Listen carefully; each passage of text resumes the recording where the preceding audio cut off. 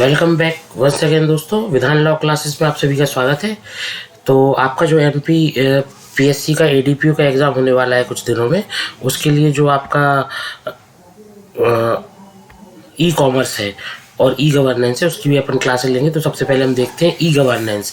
तो एक जैसा कि आपको नाम से ही समझ में आ रहा है ई गवर्नेंस, तो ई गवर्नेंस का मतलब ये होता है कि कोई भी गवर्नमेंट के द्वारा जो सेवाएं हैं, है ना, गवर्नमेंट अपने नागरिकों को बहुत सारी सेवाएं प्रदान करता है या एक कोऑर्डिनेट होती है एक गवर्नमेंट दूसरे गवर्नमेंट से, चाहे वो स्टेट हो या सेंट्रल गवर्नमेंट हो, आपस में कोऑर्डिनेट होता है। कुछ व्यावसायिक बातें भी होती हैं, है ना।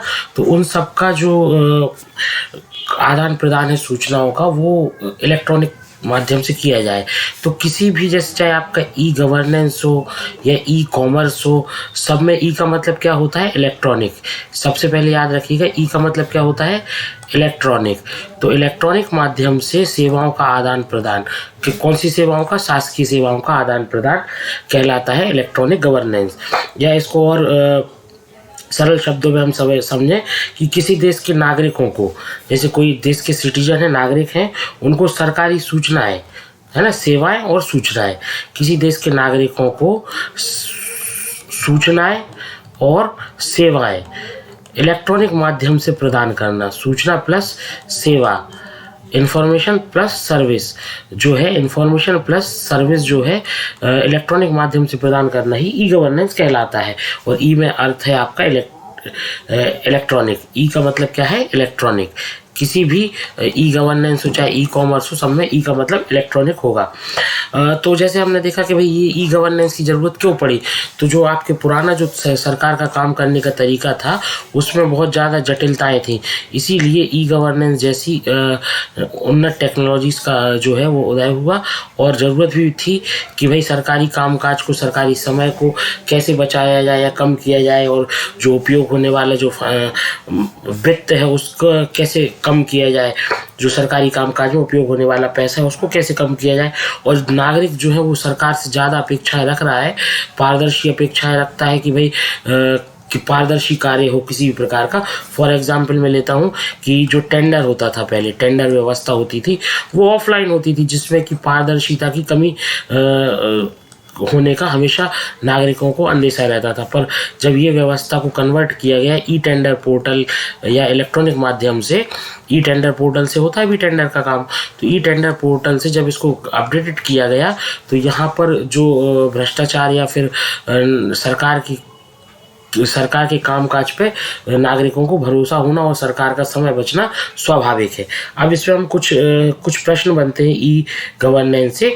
ज़्यादा प्रश्न तो यहाँ से इससे नहीं बनते, कुछ बेसिक क्वेश्चंस बनते हैं, उन पे अपन चर्चा करते हैं। तो अब इसमें देखते हैं कि ई गवर्नेंस को किस तरीके से हम बात कर सकते हैं। जैसे मान के चलिए किसी राज्य को या देश को आधुनिक बनाना है ना, किसी राज्य देश को आधुनिक मॉडर्न बनाना है, तो हमें आईटी सेक्टर का उपयोग करना पड़ेगा, ठीक है, और उसके प्रबंधन करना पड़ेगा, उसका मैनेजमेंट करना पड़ेगा, नया नया तकनीकों का इस्तेमाल करना पड़ेगा, है ना। और साथ में ही जो है उस डेटा को और रिकॉर्ड को व्यवस्थित और कंप्यूटरीकृत भी रखना पड़ेगा, तब जाकर हम ई गवर्नेंस के लक्ष्य को प्राप्त कर पाएंगे। तो राज्य और नागरिकों के बीच जो संबंध है, अगर इसका एक आपसे क्वेश्चन इस तरीके से अगर आए, अगर पेपर टिपिकल आता है तो इस तरीके से क्वेश्चन बन सकते हैं, ई गवर्नेंस का लाभ, है ना। तो जैसे मैंने पहले बताया कि भाई ई गवर्नेंस से आपको क्या मिल सकता है? समय बचेगा, सरकार पर जो है आपकी जो अपेक्षा है वो अधिक पूरी होंगी, और साथ साथ इसमें एक और लक्ष्य की पूर्ति होती है, नागरिकों के और गवर्नमेंट के, सिटीजन्स और गवर्नमेंट के बीच जो संबंध है वो अधिक मजबूत होते हैं ई गवर्नेंस। ये भी एक इसका उद्देश्य है। ई गवर्नेंस का एक मुख्य उद्देश्य है सरकार और नागरिकों के बीच जो संबंध है वो अधिक मजबूत हो, ठीक है। तो चलिए आगे देखते हैं कि कुछ और इससे वो बनता है कि ई गवर्नेंस के प्रकार। तो ई गवर्नेंस जो होता है इसके कुछ प्रकार होते हैं, जैसे G2G का मतलब है गवर्नमेंट टू गवर्नमेंट।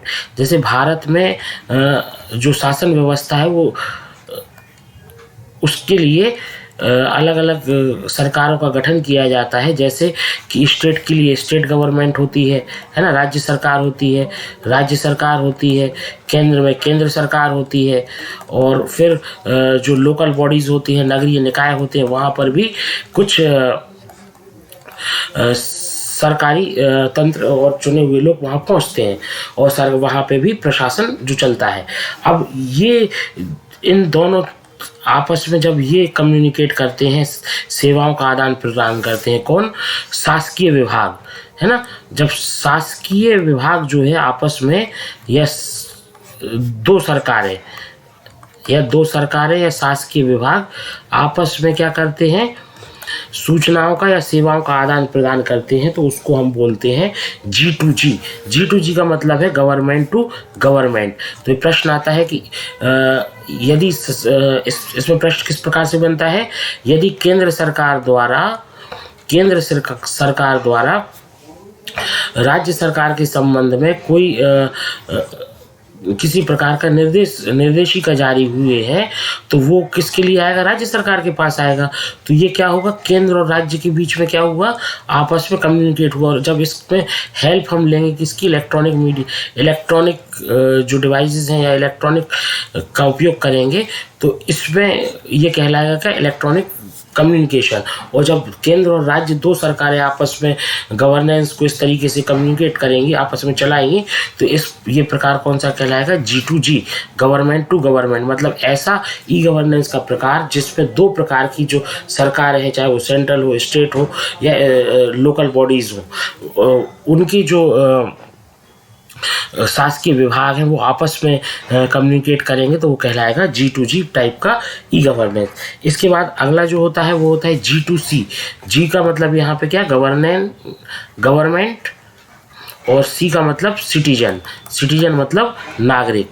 तो जब सरकार और नागरिकों के बीच कोई किसी सूचना या आदेश, या फिर हम कहें सूचना या सेवा, आदेश को ना बेहतर नहीं होगा, सूचना या सेवा का आदान प्रदान होता है इलेक्ट्रॉनिक माध्यम से, तो ये इस प्रकार की सर्विस कहलाती है government to citizen e governance service, government to citizen e governance service. तो जब दो संस्थान है, जैसे, है ना, एक सरकार हुई और दूसरा हुआ क्या? नागरिक हुआ। और सिटीजन के लिए जब सेवाएं देती है गवर्नमेंट इलेक्ट्रॉनिक माध्यम से, या कोई सूचना प्रोवाइड करती है, तो उसको हम बोलते हैं G2C e governance. For example आपसे पूछा जाए, जब कोरोना काल चल रहा था, तो लगातार जो जिला कलेक्टर होते थे वो आदेश जारी करते थे लॉकडाउन का, है ना, या सरकार करती थी, मुख्यमंत्री करते थे, या प्रधानमंत्री करते थे। तो ये जो आदेश है ये हर जगह तो तामील हो नहीं पाता था, तो ये मोबाइल के माध्यम से, इलेक्ट्रॉनिक मीडिया के माध्यम से इसको प्रेषित किया जाता था। तो ये किसके तहत आ गया? ये किसके लिए दिया गया आदेश कि भाई इस इतने तारीख को लॉकडाउन जो है वो लगेगा और किसी को घर से नहीं निकलना है, और इसके लिए क्या क्या प्रतिबंध लागू होंगे वो उस सूचना में दे दिए जाते थे।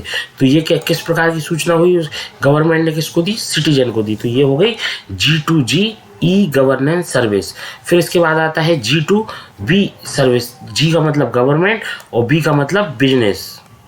तो जब सरकार व्यापार संबंधी कोई कार्य करता है, किसी व्यापार में सहभागिता के लिए काम करता है, या सरकार के लिए किसी व्यापारी को नोटिफिकेशन देना होता है, या सरकार को कोई चीज़ का विक्रय करना होता है, क्रय करना होता है, तो ये बिजनेसमैन से संपर्क करते हैं, और इस प्रकार की सेवा कहलाती है G2B सर्विस। मतलब जिस तरीके से मैंने आपको बताया कि मान के चलिए सरकार को इंडियन रेलवे को कोई सामान की खरीदी करनी है, तो वो किसी बिजनेसमैन से संपर्क करेगा और उसके लिए वो टेंडर नोट जारी करेगा और उससे एस्टीमेट लेगा। तो ये सब अगर इलेक्ट्रॉनिक माध्यम से होंगे तो इस प्रकार की सर्विस कहलाएगी G2B, गवर्नमेंट टू बिजनेस।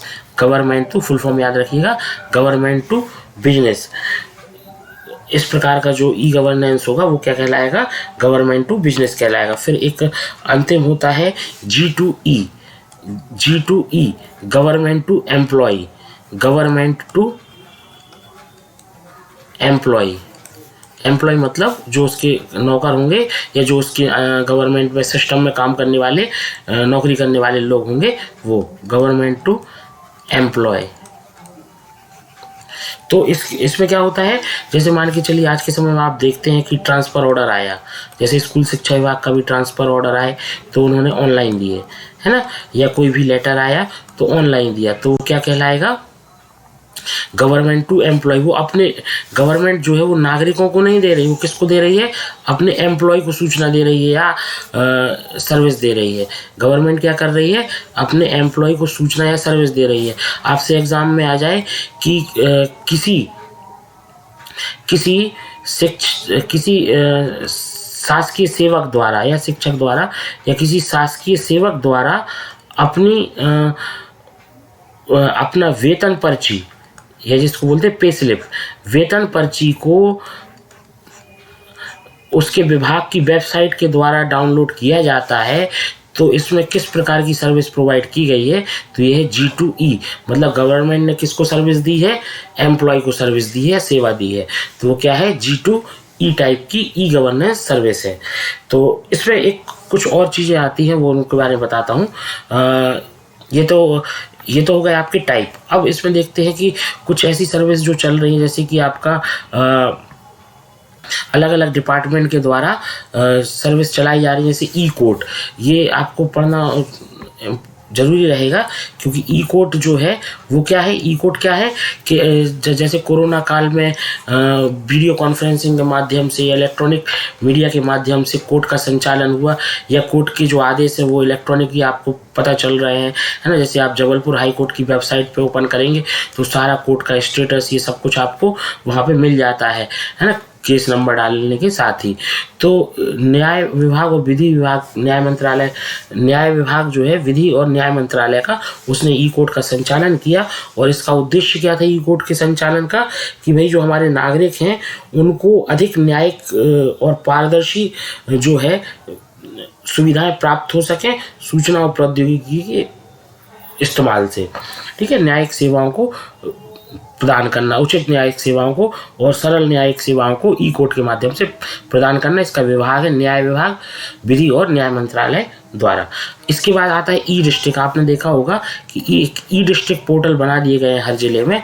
इसे सूचना प्रौद्योगिकी IT डिपार्टमेंट इसको गवर्न करता है। और ई डिस्ट्रिक्ट का काम क्या होता है, जैसे आपको आय जाति प्रमाण पत्र बनवाने हैं, कुछ खसरा बीमा की नकल निकलवानी है, तो ई डिस्ट्रिक्ट पोर्टल से आप इन सब कामों को कर सकते हैं। और इस तरीके का ये एक गवर्नमेंट ने अपना सर्विस देने के लिए पोर्टल को इस्तेमाल किया। तो अगर आपसे इस तरीके का क्वेश्चन आ जाए, ई डिस्ट्रिक्ट पोर्टल किस प्रकार की सर्विस देता है, किस टाइप का ई गवर्नेंस करता है, तो ई डिस्ट्रिक्ट में क्या हो रहा है, जो गवर्नमेंट है वो किसको दे रही है सर्विस, गवर्नमेंट किसको दे रही है सर्विस, ई डिस्ट्रिक्ट में किसको दे रही है गवर्नमेंट सर्विस, सिटीजन को। तो G2C टाइप की सर्विस प्रोवाइड करता है ई डिस्ट्रिक्ट, है ना। या फिर आपका आ जाए ई कोर्ट। ई कोर्ट किस प्रकार की सर्विस दे रहा है, ई कोर्ट किस प्रकार की सर्विस दे रहा है, ई कोर्ट क्या कर रहा है, जो सिटीजन है ना, उनको गवर्नमेंट किसको दे रही है, सिटीजन को दे रही है, तो G2C टाइप का भी आएगा आपका ई कोर्ट। इसके बाद आता है ई ऑफिस। ई ऑफिस क्या है, आज के समय में जो गवर्नमेंट है उनने अपने सारे विभागों के जो कामकाज हैं उनको क्या कर दिया है कि भाई आप इलेक्ट्रॉनिक माध्यम का उपयोग करें और PDF फाइल्स का उपयोग करें, है ना, और डिजिटल सिग्नेचर्स का उपयोग करें, जिससे कि कम से कम कागजों पर काम कम से कम हो और इसका रिकॉर्ड का भी जो संरक्षण वो अच्छे से हो सके इलेक्ट्रॉनिक माध्यम से। इस उद्देश्य से प्रशासनिक सुधार और लोक शिकायत विभाग द्वारा ई ऑफिस जो है प्रोजेक्ट लागू किया गया है, जिसमें सभी शासकीय ऑफिस यह प्रयास करते हैं कि कम से कम कागज का उपयोग हो और रिकॉर्ड को संरक्षित और सुरक्षित रखा जा सके। इसके बाद एक और बहुत इंपॉर्टेंट है MCA 21। MCA 21 क्या है, कॉर्पोरेट मामलों के मंत्रालय द्वारा शुरू किया गया एक पोर्टल है। इसका उद्देश्य जो कंपनी अधिनियम, जो भारत का कंपनी अधिनियम है, उसके तहत जब कोई कंपनी रजिस्टर्ड है उनको क्या करना, इलेक्ट्रॉनिक सेवाएं प्रदान करना। इलेक्ट्रॉनिक सेवाएं कैसे प्रदान करना, जैसे उनके नाम में संशोधन है, उसका रिन्यूअल है ना, उनके पंजीकरण का रिन्यूअल है, नाम में संशोधन है, कुछ और मेंबर को जोड़ना है, इस तरीके की जो सेवाएं होती हैं वो प्रोवाइड होती है MCA 21 पोर्टल से। किसके द्वारा, कॉर्पोरेट मंत्रालय के द्वारा चलाया जा रहा है। और ये क्या प्रोवाइड करता है, पंजीकृत कंपनियों को इलेक्ट्रॉनिक सेवाएं प्रदान करता है। ठीक है, तो अगर आपसे पूछा जाए MCA 21 किस प्रकार की सेवाएं प्रदाता है, तो ये है आपका, ये गवर्नमेंट किसको दे रही है, गवर्नमेंट दे रही है बिजनेस को। ठीक है, और एक चीज़ और यहाँ हमेशा याद रखना कि हमें आपको जी जो है हर किसी के पहले रहेगा, क्योंकि ई गवर्नेंस का मतलब है गवर्नमेंट के द्वारा दी जा रही सेवाएं और सूचनाएं। तो कभी भी अगर ऑप्शन में आ जाए आपका B2G, तो ये ऑप्शन गलती से भी टिक नहीं करना, इसको तुरंत कैंसिल कर देना, क्योंकि आपका यहाँ शुरू कैसे होगा, जी से शुरू होगा, है ना, जी से शुरू होगा। अगर B2G आ रहा है तो गलत है ये, है ना, ये नहीं होगा। गवर्नमेंट किसको दे रही है, बिजनेस को दे रही है, इस डायरेक्शन में सेवाएं जा रही हैं या सूचनाएं जा रही हैं। तो एक और इसमें हम देखें, जब भी हम बात करते हैं ई गवर्नेंस की, तो क्लाउड सिस्टम, क्लाउड मतलब एक स्टोरेज है, इसके बारे में जब कभी टेक्निकल अपन पढ़ेंगे तो मैं आपको चर्चा करूंगा। जैसे आपने देखा होगा क्लाउड में आपकी फ़ोटोज़ वगैरह सेव हो जाती है, एक स्टोरेज टेक्नोलॉजी है जो विभिन्न कंपनी अपने स्टोरेज को तैयार करके उपलब्ध करा रही हैं। तो स्टोरेज टेक्नोलॉजी इसलिए इम्पोर्टेंट है, या हमें जो विश्वसनीय स्टोरेज है, जो डेटा को रखने की क्षमता है, अगर वो विश्वसनीय है तो ये आपका ई गवर्नेंस के क्षेत्र में इसका अहम योगदान होता है। इसीलिए भारत सरकार ने मेघराज नाम से अपनी GI क्लाउड सेवा को शुरू किया है। मतलब ये सरकार की, आपसे पूछा जा सकता है मेघराज क्या है, मेघराज GI क्लाउड सेवा है, सूचना मंत्रालय भारत सरकार की। ठीक है ना, GI क्लाउड सेवा है किसकी, भारत सरकार की। GI क्लाउड सेवा है मेघराज। ठीक है, और मेघदूत किसकी है, SBI की। SBI अपना जो डेटा है उसको संरक्षित करने के लिए क्लाउड सर्विस का उपयोग करता है, वो है मेघदूत। आशा करता हूँ आपको ये सेशन अच्छा लगा होगा। ऐसे ही और वीडियो देखने के लिए मेरे साथ बने रहिए। Thank you.